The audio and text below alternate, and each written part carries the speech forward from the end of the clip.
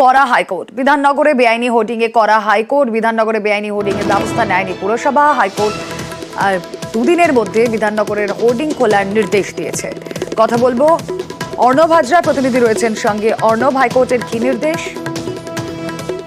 দেখো, আইনজীবী দিব্যায়ন বন্দ্যোপাধ্যায় তিনি জনস্বার্থ মামলা করেছিলেন এবং তার জনস্বার্থ মামলা করার অন্যতম হেতু বা কারণ ছিল যে মুম্বাইতে হোর্ডিং এর কারণে প্রায় 16 জনের মৃত্যু হয়েছিল এবং আমাদের রাজ্যে বিধাননগরের মতো একটি জনপদে যেখানে এত মানুষের বাস, সেখানে যেভাবে বেআইনি হোর্ডিং, তার অভিযোগ অনুযায়ী প্রায় 2000-এর বেশি বেআইনি হোর্ডিং ইতিমধ্যে গ্রাস করেছে বিধাননগর পুর নিগমকে।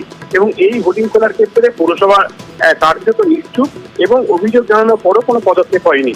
সেই জনস্বার্থ মামলা প্রেক্ষিতে রাজ্য আইন রিপোর্ট নিয়ে জানায় 351টা বেআইনি হোর্ডিং এর তারা নোটিশ পেয়েছে এবং এক্ষেত্রে রাজ্যের উদ্দেশ্যে, আইনজীবীর উদ্দেশ্যে প্রধান বিচারপতি বলেন বেআইনি হোর্ডিং রয়েছে সেটা জানার পরও কেন নিশ্চুপ রয়েছে পুরসভা।